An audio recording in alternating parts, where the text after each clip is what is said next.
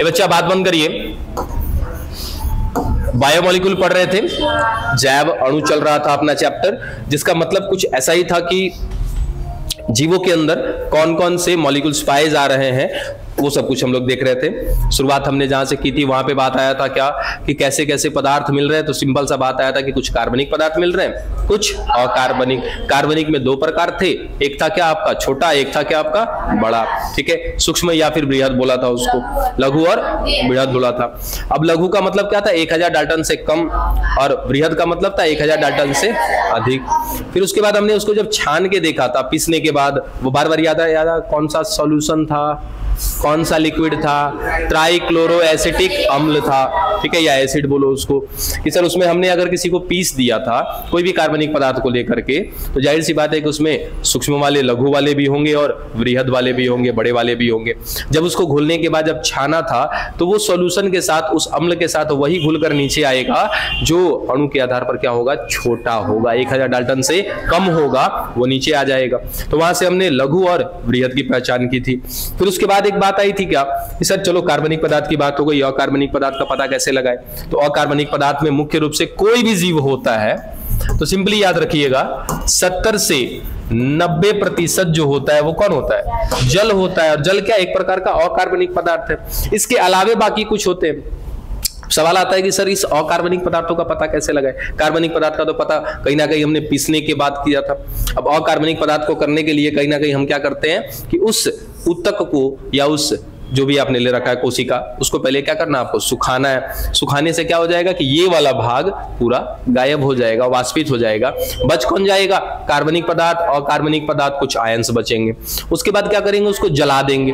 जला देंगे तो क्या हो जाएगा कि सारा का सारा कार्बनिक पदार्थ जल जाएगा, बच कौन जाएगा, अकार्बनिक पदार्थ। अब उस राख में से हम अकार्बनिक पदार्थ का पता कर लेंगे कौन कौन से अकार्बनिक पदार्थ मिल रहे हैं। ठीक है, जैसे सिंपल सा एक लॉजिक लगाओ कि आपके पास ना 2 विलियन हमने दे रखा है आपको, 2 टेस्ट ट्यूब है, दोनों में कहीं ना कहीं तरल है, और इसमें से एक आपका एसिड है, एक आपका बेस है, यानी कि एक अम्ल है दूसरा क्षार है।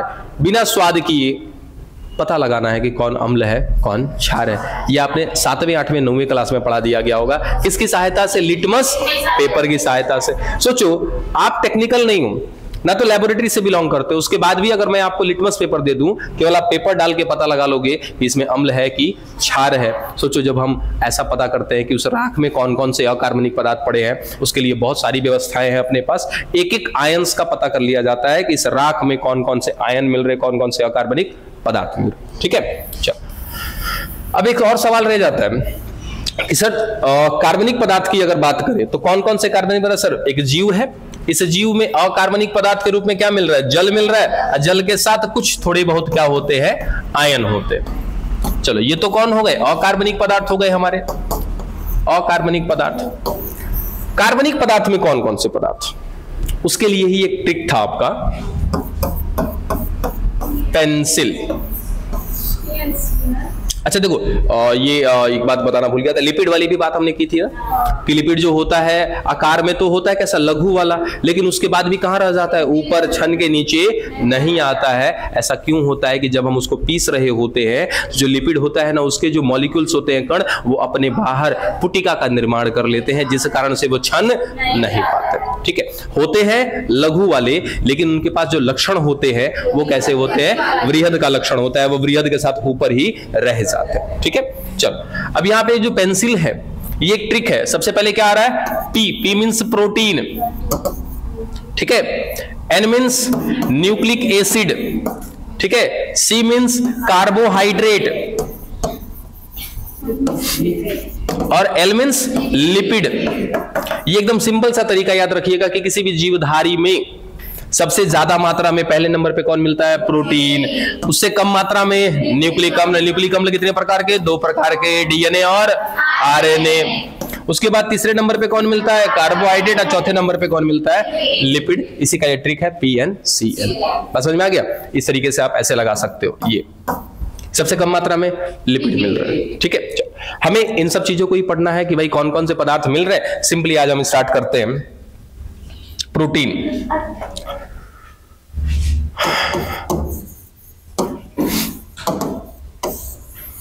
अच्छा, प्रोटीन क्या है, पूरा प्रोटीन पढ़ेंगे। पिछले सेशन में हमने थोड़ा सा डिटेल में पढ़ाया था, इस बार डिटेल उतना नहीं जाएंगे प्रोटीन में हम लोग, सिंपल जितना आपके एनसीईआरटी में है उतना ही पढ़ेंगे, ठीक है। काफी ज्यादा डिटेल पढ़ाने के बाद ये एहसास हुआ था कि उतना ज्यादा डिटेल नहीं पढ़ाना था, क्योंकि फिर बाउंस करेगा आपको, और उतना ज्यादा पढ़ के आपको फिलहाल अभी कोई जरूरत है भी नहीं, तो जितनी जरूरत है हम उसी आधार पे पढ़ेंगे। डन। चलिए, प्रोटीन क्या है बताइए, अगर आपसे सवाल किया जाए प्रोटीन क्या है, बातें नहीं करिए बस। हेलो, क्लास टाइम में काहे फोन करते हैं, बोलिए जल्दी। हेलो, क्लास टाइम में काहे फोन करते हैं बताइए ना, सुनाइए। एक काम करिए, नहीं लगा सकते हैं, क्लास के अंदर है, आपको आईडी पता है ना 57-112, पासवर्ड है NOV@2025, करा लीजिए ना सर DRS से, रिक्वेस्ट ओके। हाँ क्या हो गया? अरे वो आप पासवर्ड जान के क्या करो, जियो का पासवर्ड है, मेरा पार्टनरशिप है ना जियो के साथ, उसी का पासवर्ड है, वो आपके पल्ले नहीं पड़ेगा। हाँ चलेगा, जितने पॉइंट आ रहे पहले वो क्लियर करिए, आपके माइंड में क्या क्या चीजें हैं इस प्रोटीन को लेकर के। चलो सर, एक प्रकार का क्या है ये, पोषक तत्व है। अरे हो गया भाई, रुक जाओ, पता है बस पढ़ाने के टाइम पे ना बड़ा सुर रहता है हमारा, उसी में मिस्टेक होता है, थोड़ा सा फास्ट रहने के लिए। पोषक तत्व, और पोषक तत्व में भी किस प्रकार का पोषक तत्व सर, कार्बनिक पदार्थ है ना, ये कार्बनिक है। चलो, जितना मान में, जितना आपके दिमाग में है सब बता दीजिए, जो बच्चे पूछेगा वो हम क्लियर करेंगे। चलिए दूसरा कुछ बताइए। यानी कि बिल्कुल हम ऐसा कहें कि सर ये अमीनो अम्ल का, अमीनो एसिड का श्रृंखला है, चलेगा ना। चलो और कुछ बताओ।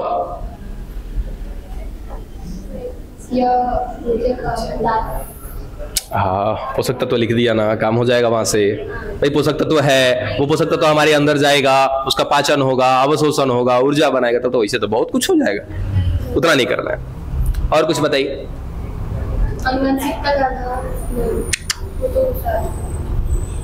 और देखिए, और कुछ लेके चल रहे हैं। हमारे शरीर में, स्वयं अपने शरीर की बात कर रहे हैं, 300 से ज्यादा प्रकार के क्या पाए जाते हैं, अमीनो अम्ल पाए जाते हैं। ठीक है, 300 से ज्यादा प्रकार के हैं, जिसमें से मात्र 20 प्रकार के ऐसे अमीनो अम्ल हैं जो आगे चल करके किसका निर्माण करेंगे, प्रोटीन का निर्माण करेंगे। ठीक है, हाँ बस 20, बाकी बेकार नहीं है, वो अलग अलग काम में लगे हुए हैं। अमीनो अम्ल, पता है ये चैप्टर का रिलेशन होता है, मतलब इस चैप्टर का नहीं, प्रोटीन का रिलेशन होता है आपके सेकेंड ईयर के चैप्टर से, मॉलिक्यूलर बेसिस ऑफ इनहेरिटेंस, जहां पर कहीं ना कहीं हम लोग पढ़ते हैं ट्रांसक्रिप्शन।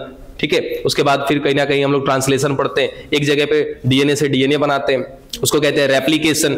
ठीक है, फिर डीएनए को खोलते हैं, तब वो बनता है आरएनए, और स्पेशली कौन सा आरएनए, एमआरएनए। उस एमआरएनए पर डाटा होता है जिसको बोलते हैं कोडॉन और एंटीकोडॉन, वो अभी आपके पल्ले नहीं पड़ रहा, छोड़ दीजिए। फिर वहां से खाली बस एक चीज का ध्यान रहता है हमें कि यही डीएनए जिम्मेदार होता है अमीनो अम्ल बनाने के लिए, यानी कि हमारे अंदर प्रोटीन बनते हैं।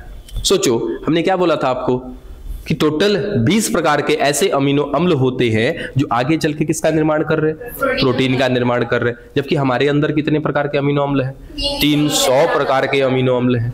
ठीक है, अब सर वो 300 प्रकार के अमीनो अम्ल कहां से आ रहे हैं सर? उसमें से कुछ तो हम बाहर से गेन कर ले रहे हैं, कुछ तो हम बाहर से ले रहे हैं, प्रोटीन के रूप में लिया, उसका पाचन होगा तो क्या बन जाएगा, अमीनो अम्ल बन जाएगा। तो कुछ तो हम बाहर से ले रहे हैं, बाकी लगभग जो है हमारे अंदर अमीनो अम्ल वो कहां से बन रहा है, हमारे डीएनए से बनाया जाता है। कैसे बनता है वो कहानी आपको पता चलेगी सेकेंड ईयर। ठीक है, थोड़ा सा पेचीदा हो जाएगा, अगर अभी हम उस चीज को शुरू कर देंगे, अभी आपके एकदम पल्ले नहीं पड़ेगा, थोड़ा भी पल्ले नहीं पड़ेगा। हाँ, हालांकि आपको कुछ हद तक मतलब आपका क्लास शुरू करने से पहले हम बताए हुए हैं रेप्लिकेशन, ट्रांसक्रिप्शन, ट्रांसलेशन, ये अंतिम वाला जो होता है ना ट्रांसलेशन, यहीं से बनता है, उसको बोलते हैं अनुवादन। ठीक है, तो वहीं से जाकर के क्या बनता है, प्रोटीन बनता है। चलो वो बात की चीज है, फिलहाल अभी क्या बोला, 300 प्रकार के हमारे अंदर अमीनो अम्ल है, जिसमें से 20 प्रकार के अमीनो अम्ल ऐसे हैं जो आगे चल के किसका निर्माण करेंगे, प्रोटीन का निर्माण करेंगे। इसका मतलब सर प्रोटीन होता क्या है, ये लो सर अमीनो अम्ल, बहुत सारा अमीनो अम्ल है, ठीक है, करना क्या है सर, एक श्रृंखला में जोड़ दीजिए, ठीक है। अब सर 2 अमीनो अम्ल के बीच में बताएंगे वो अमीनो अम्ल बनता, मतलब वो चेन बनता कैसे, वो सब कुछ बताएंगे। फिलहाल देखो सर, ये एक अमीनो अम्ल, ये एक अमीनो अम्ल, इसको जोड़ना है तो जोड़ने के लिए कोई ना कोई बंध चाहिए, जिसको हम क्या बोलते हैं, बॉन्ड बोलते हैं। और याद रखिएगा कि 2 अमीनो अम्ल के बीच में कौन सा बॉन्ड आता है, हाइड्रोजन बॉन्ड। दिख रहा है ये hydrogen bond, peptide bond, peptide bond, बस समझ में आया। 2 अमीनो अम्ल के बीच में जो मिलने वाला बंध है, उस बंध को क्या कहते हैं, पेप्टाइड बॉन्ड। लगे हाथ ये भी जान लेना कि सर ये पेप्टाइड बॉन्ड कौन बनवाता है, तो याद रखिएगा एक एंजाइम है जिसका नाम है पेप्टिडिल ट्रांसफेरेज। पेप्टिडिल ट्रांसफेरेज वो एंजाइम है जो आगे चल करके 2 अमीनो अम्ल के बीच में एक बंध का निर्माण करता है, जिस बंध का नाम होता है पेप्टाइड बंध या पेप्टाइड बॉन्ड। ये भी वहीं पर जानते हैं, जब ट्रांसलेशन हो रहा होता है ना, तो वहीं पर ये एंजाइम आता है, एक तरफ अमीनो अम्ल बनता जाता है और दूसरी तरफ वो एंजाइम दोनों अमीनो अम्ल के बीच में बॉन्ड को बनाता जाता है। तो सिंपल याद रखिए कि 2 अमीनो अम्ल के बीच में पाया जाने वाला बंध पेप्टाइड बॉन्ड, इस पेप्टाइड बॉन्ड को या बंध को बनाने वाला जो एंजाइम है वो कौन है, पेप्टिडिल ट्रांसफेरेज, ठीक है, हाँ पेप्टिडिल ट्रांसफेरेज। उसके बाद आगे एक बात बताओ जरा मुझे,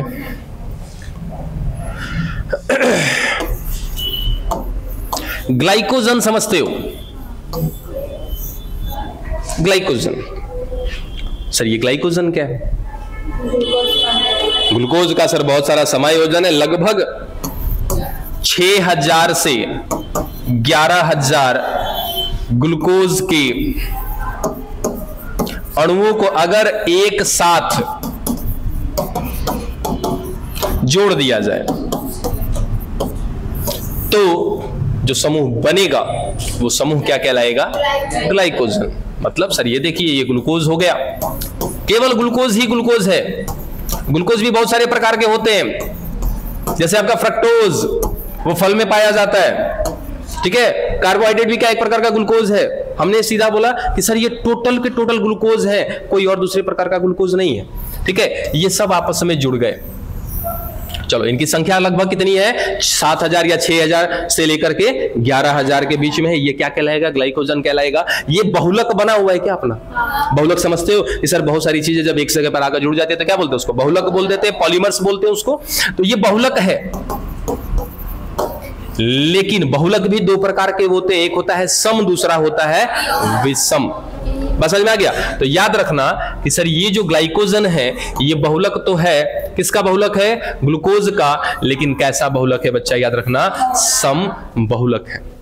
बस समझ में, सम बहुलक का मतलब कि सर एक ही प्रकार के अणु एक साथ जुड़े हुए या जुड़े जा रहे उनका जो समूह होगा, जो बहुलक बनेगा वो बहुलक क्या कहलाएगा, सम बहुलक कहलाएगा। जैसे अगर एक एग्जांपल ले लेंगे, सर पूरे क्लासरूम में केवल लड़कियां ही लड़कियां, क्या मैं इसको कह दूंगा कि सर यहाँ पे सारे के सारे सम है, अभी लड़के लड़कियां दोनों है, क्या कहें इसको विषम कह देंगे, ठीक है। तो यहाँ पर सारा का सारा क्या ग्लूकोज है, तो ये क्या कहलाएगा, सम बहुलक कहलाएगा। खैर इस टॉपिक का यहाँ पे कोई लेना देना नहीं है, लेकिन हम बात किसके लिए कर रहे थे, प्रोटीन के लिए कर रहे थे। प्रोटीन में हमने क्या जाना है कि सर बहुत सारे अमीनो अम्ल को एक साथ जोड़ा जाता है, कौन से बंध से, पेप्टाइड बंध से जोड़ा जाता है, तो ये भी क्या बहुलक कहलाएगा। याद रखना एकदम मेन पॉइंट स्टार मार लीजिएगा कि प्रोटीन सदैव विषम बहुलक होते हैं, कभी भी ये समबहुलक नहीं हो सकता है। क्योंकि अलग अलग प्रकार के अमीनो अम्ल होते हैं, तो सोचो कि अलग अलग प्रकार का अमीनो अम्ल अगर एक श्रृंखला में पाया जा रहा है तो क्या वो सम कहलाएगा कि विषम कहलाएगा? विषम कहलाएगा ना। यानी कि एक प्रकार के अमीनो अम्ल नहीं होते सर, बहुत सारे प्रकार के होते हैं, जिसमें से अगर हम प्रोटीन की बात करेंगे तो सोचो 20 प्रकार का अमीनो अम्ल तो आ रहा होगा ना। अब 20 अलग अलग प्रकार का अमीनो अम्ल है तो उसको जाहिर सी बात है क्या कहना चाहिए हमको? विषम। इसीलिए देखो साफ साफ लिखा है कि सदैव कैसे होंगे? विषम बहुलक होंगे। बात समझ में आ गया? बस केवल इस लाइन को समझाने के लिए मुझे ग्लूकोज का सहारा लेना पड़ा था। चलो आगे बढ़े हम लोग कि सर ये प्रोटीन दिखता कैसा होगा या प्रोटीन का स्ट्रक्चर कैसा होगा। देखें देखे नहीं है ना, दिखा देते हैं। चलो CH4 सभी लोग जानते हैं, मीथेन। चलो थोड़ा बहुत अगर केमिस्ट्री का नॉलेज होगा तो काम हो जाएगा आपका। अगर मैं इसका स्ट्रक्चर बनाना चाहूं तो कुछ ऐसा बनेगा क्या? ठीक है सर, ये क्या है? CH4 है। ठीक है, इसके साथ ना थोड़ा सा मुझे चेंज करना है। क्या चेंज करना है? देखो इस वाले हाइड्रोजन को यहीं छोड़ देंगे। करना क्या है कि सर एक तरफ मुझे जोड़ना है कार्बोक्सिलिक ग्रुप। ठीक है, कार्बोक्सिल समूह बोलते हैं उसको, या कार्बोक्सिल समूह बोलते हैं, जो आप COOH। ठीक है, C डबल बॉन्ड OH। ठीक है, अगर कंफ्यूजन होगा तो याद रखिएगा ये कौन है? COOH। ठीक है, इसको बोलते हैं कार्बोक्सिल समूह या कार्बोक्सिलिक समूह या कार्बोक्सिलिक ग्रुप बोलते हैं, जो ऑप्शनल। ठीक है, एक होता है अमीन ग्रुप। अमीन ग्रुप का मतलब होता है NH2। ठीक, तो दूसरे वाले हाइड्रोजन पे क्या जोड़ने वाले हम लोग? अमीन समूह जोड़ने वाले हैं सर, N। चलो हो गया क्या? ठीक, एक वाला हाइड्रोजन बचा हुआ है ना, उस वाले हाइड्रोजन पे क्या करते हैं हम लोग? R लिख देते हैं। अरे सॉरी, यहां पे है ना मिस्टेक, यहाँ इसको कहते हैं हम लोग R क्षेत्र। ठीक है, R क्षेत्र है। सुन लो क्यों कह रहे हैं इसको R क्षेत्र? क्योंकि ये होता है परिवर्तनशील। परिवर्तनशील क्षेत्र बोला जाता है। यानी कि जब भी हम कोई भी अमीनो अम्ल देखेंगे, सिंपल सा समझने की कोशिश करना, चाहे वो दुनिया का कोई भी अमीनो अम्ल हो, उस अमीनो अम्ल में एक सिरे पर क्या होगा? अमीन समूह होगा। ठीक है, एक सिरे पर नॉर्मली क्या मिल जाएगा? हाइड्रोजन मिल जाएगा। एक सिरे पे क्या मिलेगा? कार्बोक्सिलिक समूह मिल जाएगा। और यानी कि ये पूरा का पूरा कॉमन रहेगा, चाहे वो कोई भी अमीनो अम्ल हो। ऊपर जितना भी दिख रहा है सारा का सारा सेम रहेगा, कॉमन रहेगा। बस अंतर आएगा तो किसमें अंतर आएगा? इस वाले क्षेत्र पर अंतर आएगा। इसीलिए इसको क्या बोलते हैं? परिवर्तनशील क्षेत्र। बात समझ में आ गया? जैसे मान लो सर रोटी बना रहे हैं, रोटी की भी बहुत सारी वेराइटीज है। नमक डाला तो अलग बनेगा, प्याज डाला तो अलग बनेगा, जवाइन मंगरेल डाल दिया अलग बनेगा। बस समझ में आ गया? लेकिन एक चीज तो कॉमन है सर, पानी आटा तो डालना तय है। बस समझ में आ गया? वैसे ही कोई भी अमीनो अम्ल होगा सब कुछ सेम रहेगा सिवाय इस R क्षेत्र के। इसीलिए इसको बोलते हैं परिवर्तनशील क्षेत्र। यहां पर कुछ भी रख सकते हैं हम लोग। ठीक, अब आराम से सुनिएगा और आगे इसको क्या बोल दिया? परिवर्तनशील क्षेत्र। ये हो गया। चलो दो तीन को एक साथ जोड़ते हैं। देखो क्यों ऐसा कर रहे हैं।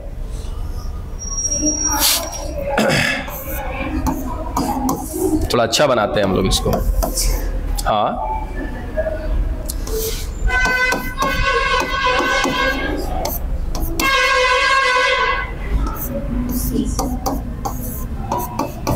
चलो एक हो गया, ये थोड़ा छोटा हो जाए, उसको कॉपी करके पेस्ट हो जाएगा।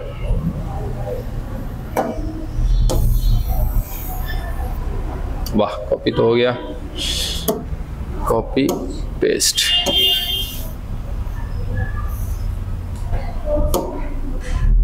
ओहो,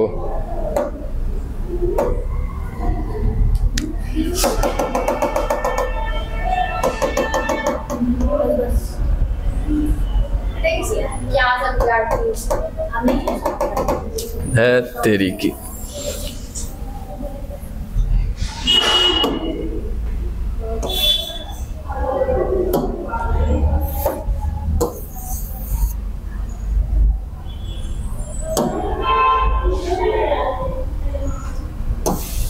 चलो काफी है, हट जाओ। चलिए ये क्या हो गया बच्चा, 3 आपका अमीनो अम्ल हो गया। किसी में कुछ छूटा तो नहीं है, अमीन समूह है, कार्बोक्सिलिक ग्रुप है, चलो ठीक है, डन। NH2 ठीक तो है, ठीक है, सब जगह पे वही चीज है। अब हमें समझना क्या है कि सर ये अमीनो अम्ल आपस में जुड़ते कैसे हैं। देखिए कैसे जुड़ते हैं। जब भी अमीनो अम्लों को एक साथ जोड़ना होता है तो आपको बताया है कि कहीं ना कहीं कौन सा बॉन्ड बनेगा, पेप्टाइड बॉन्ड। कौन बनवाएगा, पेप्टिडिल ट्रांसफेरेज। और जब भी अमीनो अम्ल आपस में जुड़ते हैं ना तो एक जल का अणु बाहर निकलता है। कैसे, देखो, हाँ बिल्कुल,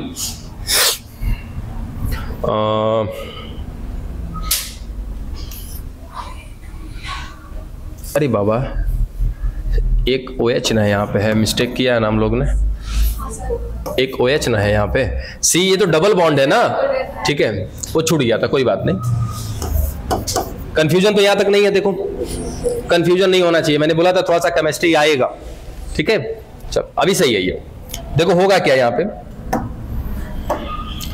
ये देखो,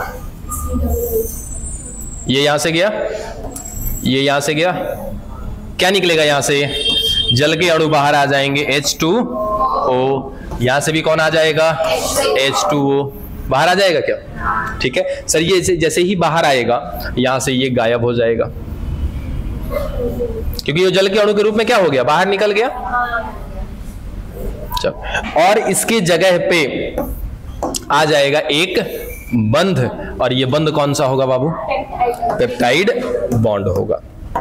चलिए ये और ये कौन है आपका, पेप्टाइड बॉन्ड है।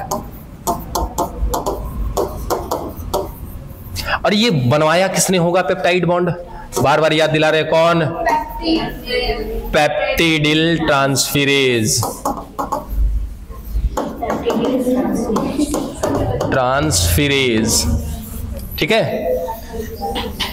कहां से आता है ये पेप्टिडिल ट्रांसफेरेज, ध्यान रखिएगा, अंत तक हम लोग देखेंगे इसको, मतलब सेकेंड ईयर में आएगा ये सब कुछ। फिलहाल क्या कि सर जब भी अमीनो अम्ल आपस में जुड़ते हैं तो जुड़ने के बाद उनके बीच में, देखो सवाल कहां से आएगा कि पहले तो ये पूछा जाएगा आपसे कि 2 अमीनो अम्ल के बीच में जो बॉन्ड बना वो किसके किसके बीच में बना। ईमानदारी से तनिक बढ़िया से देखो कि सर कार्बोक्सिलिक ग्रुप और अमीन समूह के बीच में क्या बना है, पेप्टाइड बॉन्ड। बनवाया किसने, पेप्टिडिल ट्रांसफेरेज ने। अगर एक बनेगा पेप्टाइड बॉन्ड तो एक जल का अणु क्या हो जाएगा, बाहर हो जाएगा। फिर एक और बनेगा, फिर यहां से क्या हो जाएगा, जल का अणु बाहर हो जाएगा। बात समझ में आ गया यहां तक। अब ये बताओ कि सर ये क्या मैं इसको कह दूं कि ये पॉलीपेप्टाइड श्रृंखला है। अब पॉलीपेप्टाइड श्रृंखला कहने के पीछे रीजन क्या होता है, जरा इससे पीछे हम लोग जाते हैं। जैसे कहीं पे बात किया था ना हम लोग, इसके आगे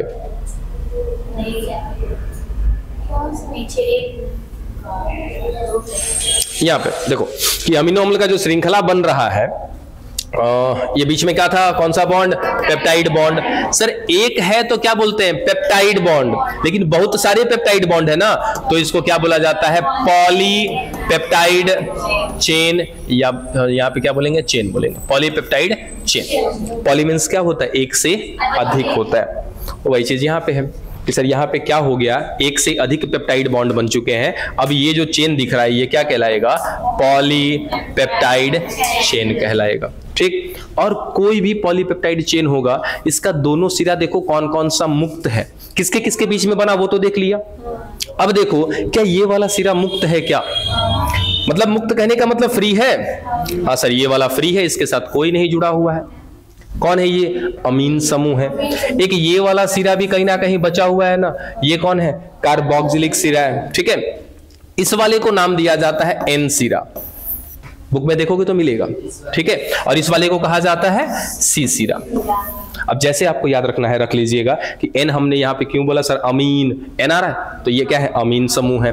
वो क्या है, कार्बोक्सिलिक, सी आ रहा है तो वो सिरा क्या कहलाएगा, कार्बोक्सिलिक सिरा, या फिर सी सिरा कहलाएगा। बात समझ में आया।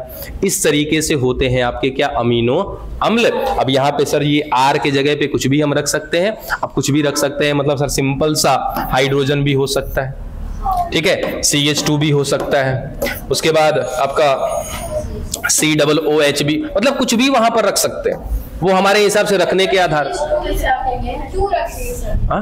अलग अलग प्रकार का बनाना है अमीनो अम्ल। मतलब कि जैसे एक प्रकार आपने देखा अमीनो अम्ल का, उसका स्टडी करेंगे, उसका स्ट्रक्चर देखेंगे तो पता चला कि सर वहां पे CH2 मिल रहा है, सॉरी CH3 रखे हुए हैं। तो वो स्ट्रक्चर जब अध्ययन करते हैं तो पता चलता है कि इसी R के जगह पे अलग अलग प्रकार का समूह मिल रहा है। अब ये तुलना जब हम कर लेते हैं ना, तो एक और जरा पीछे आके देखें हम लोग, यहाँ पे क्या देखा था कि सर एक R समूह मिल रहा है, ठीक है, एक यहाँ पे क्या मिल रहा है हमारा अमीन समूह, एक है कार्बोक्सिलिक समूह। कार्बोक्सिलिक समूह कैसा आवेश देता है जरा बताओगे? माइनस का आवेश देता है, ठीक है, ये ऋणात्मक, ये कैसा धनात्मक आवेश देगा, ठीक।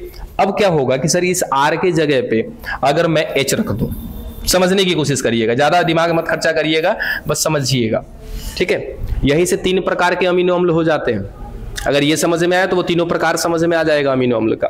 सर क्या हुआ, एक पॉजिटिव एक नेगेटिव, ठीक है, वो क्या देगा अम्लीयता देगा, ये क्या देगा क्षार देगा। अम्ल और क्षार मिलकर क्या हो जाते हैं उदासीन। यानी कि ये जो हमने स्ट्रक्चर बनाया है एक ऐसा अमीनो अम्ल है जो कैसा न्यूट्रल है, उदासीन है, ठीक है।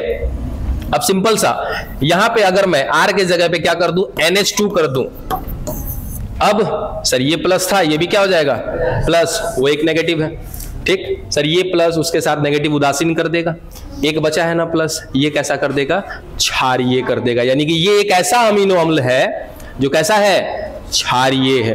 अगर इस जगह पे मैं हटा करके COOH कर दूं, ये क्या बन जाएगा अम्लीय। यानी कि आपके अमीनो अम्ल उल्टा लिख दिएगा कैसे, जैसे देखो एक आपका क्षारीय दे रहा है, एक अम्लीय दे रहा है, वो सिंपल सा समझो कि सर उदासीन हो जाएगा। जिसकी मात्रा ज्यादा होगी वो अम्ल मतलब कि वो अमीनो अम्ल उस प्रकृति का हो जाएगा। यहाँ पे किसकी मात्रा ज्यादा दिख रही है, अम्लीयता की मात्रा ज्यादा दिख रही है, तो ये जो अमीनो अम्ल बनेगा वो कैसा बनेगा अम्लीय अमीनो अम्ल। अगर इसकी मात्रा ज्यादा हो जाएगी तो क्या हो जाएगा क्षारीय अमीनो अम्ल, और दोनों की मात्रा बराबर है तो उदासीन, ठीक है। तो इस R के जगह पे परिवर्तनशील क्षेत्र पर आने वाले समूह के आधार पर अमीनो अम्ल की प्रकृति का निर्धारण किया जाता है। बात समझे? तो अमीनो अम्ल कितने प्रकार के 3 प्रकार के, एक उदासीन, एक अम्लीय, दूसरा क्षारीय है। समझ में आ गया? कोई दिक्कत यहां तक? चलो, सारा परेशानी इसी समय पे। हाँ सर बोलिए। हाँ बोलिए ना। हाँ ओके था वो आपका मैंने पेन वो सैंपल भेजा हुआ था, देख लिया ना उस पर? चलिए ओके सर, ठीक। हाँ बनवा दीजिए 100 पीस। हाँ हाँ बिल्कुल बिल्कुल 100 पीस करा दीजिए, ठीक ओके। चलो लगे हाथ और कुछ देखें हम लोग इस प्रोटीन के बारे में।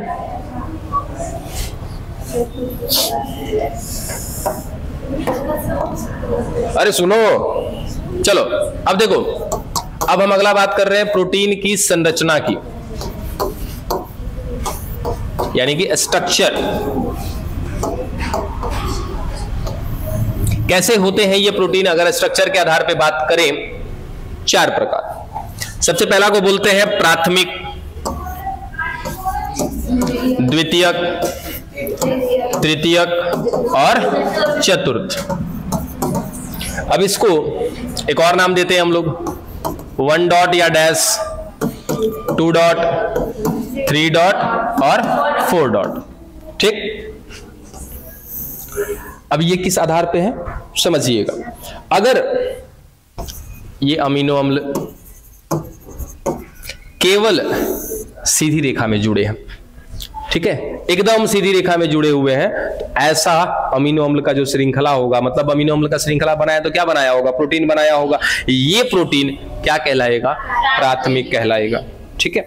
इसमें केवल और केवल कौन सा बॉन्ड मिलेगा, पेप्टाइड बॉन्ड मिलेगा, ठीक है। चलो दूसरे की बात करते हैं सर, द्वितीयक वाले की। तो हाँ, अरे नहीं बाबू, अगर ऐसा नहीं होता तो मैं यहाँ पे नहीं बोलता कि केवल और केवल क्या मिलेगा, पेप्टाइड बॉन्ड, ऐसा थोड़ी बोलता। चलो आगे देखें हम लोग। हाँ पहले समझ लीजिए, चारों एकदम क्लियर हो जाएगा आपका सारा क्वेश्चन। दूसरे की अगर मैं बात करूं, द्वितीयक का बात करूं, तो ये होते हैं 2 प्रकार के। एक को कहते हैं अल्फा हेलिक्स और दूसरे को कहते हैं बीटा सीट, कोई जरूरी है कि हेलिक्स है तो हेलिक्स ही होगा? Alpha helix beta sheet. ठीक है, अब समझना यह है कि सर प्राथमिक अद्वितीयक में पहले अंतर क्या है, बाद में इसको देख लेंगे। ठीक है, तो प्राथमिक का मतलब क्या है, एकदम सीधी रेखा। द्वितीयक का मतलब होता है, अद्वितीयक में भी कौन सा, हेलिक्स। हेलिक्स का मतलब क्या होता है, सर्पिल आकार। हेलिक्स का मतलब सर्पिलाकार बोलते हैं उसको। अगर यही श्रृंखला, यही सीधी रेखा अगर ये सर चल रही है, ये घूम गई, फिर घूम गई, फिर घूम गई, क्या हो रहा है सर, ये सर्पिलाकार मिल रहा है क्या? हम भी घूम रहे थे। अच्छा कोई नहीं, तो ये क्या कहलाएगा, अगर ऐसी श्रृंखला मिल रही है, ठीक है, तो ये क्या कहलाएगी, अल्फा हेलिक्स कहलाएगी। बात समझ में आ गया? सर ये भी बीटा सीट क्या है, तो यहां पर यही चीज कैसे हो जाता है सर, ये ऐसे सीट की तरह, ये भी पॉलीपेप्टाइड चेन ही है लेकिन ऐसे सीट की तरह घूम रही है, तो ऐसा अगर मिलेगा चेन तो क्या कहलाएगा, ये बीटा सीट। तो ये अल्फा हेलिक्स बीटा सीट, ये दोनों स्ट्रक्चर किसका है, द्वितीयक का। ठीक, चलो तीसरे में चलते हैं हम लोग। तीसरे में क्या सर, वही चीज है, देखो प्राथमिक ही आगे चल के द्वितीयक बनाएगा, द्वितीयक ही आगे चल के तृतीयक। सर यही वो श्रृंखला है जो घूम गई है। अब घूमी है तो क्यों घूमी है सर, घूमा और एक दूसरे के नजदीक आ गया और बीच में बन जाता है हाइड्रोजन बॉन्ड। समझ में आ गया? सर ये अगर दोनों सिरा, अगर जैसे मान लो कि ये सिरा सर एक सीधा है और ये अगर पीछे की तरफ मुड़ रहा है, तो इसको मुड़ के रखा कौन है यहाँ पे, तो जैसे ही घुमा यहाँ पर क्या बन गया, हाइड्रोजन बॉन्ड। तो बनते ही वो क्या हो जाएगा, सिकुड़ा हुआ रह जाएगा। तो ये इसको घुमाने के लिए जिम्मेदार कौन है, हाइड्रोजन बॉन्ड घुमाने के लिए जिम्मेदार है। अब आगे चले हम लोग तृतीयक में, कुछ नहीं हो रहा है, यहां भी सेम वही कहानी है, हाइड्रोजन बॉन्ड ही है। ठीक है, चल सर फिर से वही कहानी है, ये घूम रहा है, फिर अपने ही ऊपर और कुंडलन लिए जा रहा है, और कुंडलन लिए जा रहा है, एक के ऊपर एक, एक के ऊपर एक। इसको क्या बोलते हैं, कुंडलन बोलते हैं। ठीक है, कॉइलिंग बोला जाता है, एक के ऊपर एक, एक के ऊपर एक, ये कुंडलन लिए जा रहा है, लिए जा रहा है, लिए जा रहा है। अगर ऐसी संरचना मिलेगी तो ये क्या कहलाएगा, तृतीयक कहलाएगा। ठीक, चलो सर चतुर्थ की बात कर ले, पूरे एग्जाम्पल के साथ मिलेगा, क्या टेंशन में हो। सेम हाइड्रोजन बॉन्ड, सर याद देखिए सेम वही चीज है। क्या ये एक तृतीयक संरचना है, जो समझना है समझ बबुआ, जिस दिन पूछ दियो उस दिन तो जिलेबी निकाल देंगे, बताते रहे, समझा। चलो सर एक और तृतीयक संरचना, एक और तृतीयक संरचना, और ये आपस में जुड़े हुए हैं। अब ये जो संरचना है ये क्या कहलाएगी, चतुर्थ कहलाएगी। बात पल्ले कुछ पड़ा कि सर ये संरचना के आधार पे 4 प्रकार के होते हैं। सीधी रेखा मिलेगी तो क्या कहेंगे, प्राथमिक कहलाएंगे। अगर वही आगे चल के कुंडलन ले रही है या सीट की तरह बन रही है तो क्या कहलाएगा, द्वितीयक कहलाएगा। ठीक है, लेकिन अभी भी सीधी नहीं होगी, मतलब खाली कुंडलन की हुई है, एक के ऊपर एक कुंडलन नहीं है। ये 2 प्रकार के हैं। अगर ये घुमावदार है, सर्पिल आकार के हैं तो क्या कहते हैं उसको, अल्फा हेलिक्स। अगर सीट की तरह दिख रहे हैं तो बीटा सीट। अगर यही हेलिक्स, यही सर्पिल, यही कुंडलन अपने ऊपर ही बार बार कुंडलन होने लगे तो वो जो संरचना बनेगी वो क्या कहलाएगी, तृतीयक। और ऐसे बहुत सारे कुंडलित संरचना अगर एक साथ जुड़ जाए तो क्या कहलाएगा, चतुर्थ कहलाएगा। बात पल्ले पड़ा? ठीक है, अब उस चौथे वाले का तो एग्जाम्पल है, ठीक, वो बता भी देते हैं आपको। बाकी इन तीनों का एग्जाम्पल कल स्पेशली आपको लिखवा देंगे। ठीक है, चल हाँ लिखवा देंगे एग्जाम्पल, मतलब लिख देंगे या जैसे आपको समझ लीजिएगा। ये चौथे वाले का एग्जाम्पल आपके बुक में है, अगर आप पढ़ोगे तो। चतुर्थ जो है इसका एग्जाम्पल है, कितने लोग ये समझ गए, हीमोग्लोबिन। आपका जो हीमोग्लोबिन है, अच्छा देखो एक चीज तो हम भी नहीं कहते, संगत से गुण होत है, संगत से गुण जात। ठीक है, देखो ये जो प्रोटीन होता है ना, ये प्रोटीन आगे चल के क्या क्या बन सकता है। हालांकि ये पहले भी कई दफा बता चुके हैं। क्या ये एंजाइम बना सकता है, बिल्कुल। क्या ये प्रोटीन बना सकता है, अरे प्रोटीन सॉरी, हार्मोन। ये एंटीजन बना सकता है, ये एंटीबॉडी बना सकता है। और एक चीज याद रखिएगा, शायद अगर आपके बुक में हो तो, GLUT, GLUT4। चलो क्या होता है,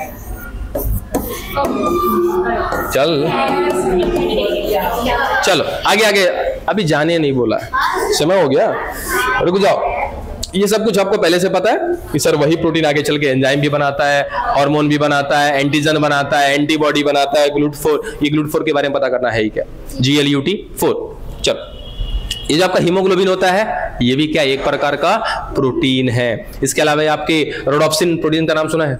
रोडोप्सिन आपकी आंखों में होता है, वो एक प्रकार की ग्राही होती है। यानी कि हमारे प्रोटीन केवल यही नहीं है, हमारे शरीर में और भी बहुत सारे प्रोटीन हैं। और लास्ट में जाते जाते एक सवाल दिया था कोलेजन प्रोटीन के बारे में, ठीक है। यानी कि ये कोलेजन प्रोटीन क्या एक प्रकार का भरण ऊतक है, ठीक है, जो एक जंतु के शरीर में मिलने वाला या पाया जाने वाला सबसे सर्वाधिक मात्रा में प्रोटीन कौन सा है? कोलेजन। शायद मेरे ख्याल से कोई जवाब भी दिया था उस दिन, शायद आप ही ने दिया था। याद रखिएगा, कोई भी जंतु है उसके शरीर में अगर प्रोटीन मिल रहा है, बुक में है, अगर उसके शरीर में प्रोटीन मिल रहा है तो सबसे ज्यादा मात्रा में कौन सा होगा? कोलेजन प्रोटीन सबसे ज्यादा मात्रा में मिल रहा होगा, ठीक है। अच्छा चलो, ये हीमोग्लोबिन भी क्या है सर? ये भी एक प्रकार का प्रोटीन है। किस प्रकार का है? चतुर्थ वाला है, यानी कि 4 डॉट, ठीक है। अब ये कैसा होता है आपको पता है तो ठीक है, नहीं तो याद रखिएगा, एक हीमोग्लोबिन जो होता है वो 4 ऐसे कुंडलित प्रोटीन की संरचना से बना होता है। हाँ सोचो, ऐसे क्या हो गया सर, इसको क्या कहो, मैं तृतीयक बोल लूं क्या? ऐसे 4 तृतीयक आ करके आपस में जुड़े हुए होते हैं, और ये संरचना क्या है? हमारी हीमोग्लोबिन है, जिसमें से इसको कहते हैं अल्फा, इसको भी अल्फा, इसको बीटा, इसको भी बीटा। यानी कि 2 अल्फा चेन और 2 बीटा चेन जब मिलती है ना, एक को ऐसे भी कह सकते हो alpha alpha dash, beta beta dash, ठीक है। तो 2 अल्फा 2 बीटा प्रोटीन की पॉलीपेप्टाइड श्रृंखला जब मिलती है तब जाके बनता है कि आपका हीमोग्लोबिन। और एक लास्ट चीज बताते जाना मुझे कि अगर मैं कहूं ये कि सर 4 प्रकार का प्रोटीन का स्ट्रक्चर मिल रहा है हमको, 4 प्रकार की पॉलीपेप्टाइड श्रृंखला मिल रही है हमें, इन चारों में अस्थाई कौन? चारों में अस्थाई कौन? मान लो इसको भी गर्म कर रहे हैं, प्राथमिक द्वितीयक तृतीयक चतुर्थ, चारों को गर्म कर रहे हैं, कौन सबसे जल्दी टूट जाएगा? अरे बाबा बिखर जाएगा। कौन सा? इन चारों में से कौन सा प्रोटीन जल्दी खराब हो जाएगा? प्राथमिक वाला। याद रखिएगा सर, वो सिंपल सा सीधी सी श्रृंखला है, वो जल्दी खराब हो जाएगी, यानी कि प्राथमिक जल्दी खराब हो जाएगा और चतुर्थ को खराब होने में समय लगेगा। इस आधार पर हम कहते हैं कि ये जो होता है अस्थायीता के मामले में ये कम अस्थायी होगा और ये ज्यादा अस्थायी होगा। ये सवाल आपके बोर्ड एग्जाम में 2 साल पहले पूछा गया था कि प्राथमिक और द्वितीयक और तृतीयक और चतुर्थ में कौन सबसे ज्यादा अस्थायी है? सिंपल सा है, चतुर्थ वाला क्या होगा? ज्यादा अस्थायी होगा, ठीक है। ग्लूट के बारे में पता करिएगा और उसके बाद कोशिश करिएगा GLUT4, ठीक है। उसके बाद पता करिएगा, आपके बुक में ग्लाइसिन वगैरह दिया होगा, ग्लाइसिन होगा, सेरीन होगा, ठीक है। हाँ, ये सभी अमीनो अम्ल हैं।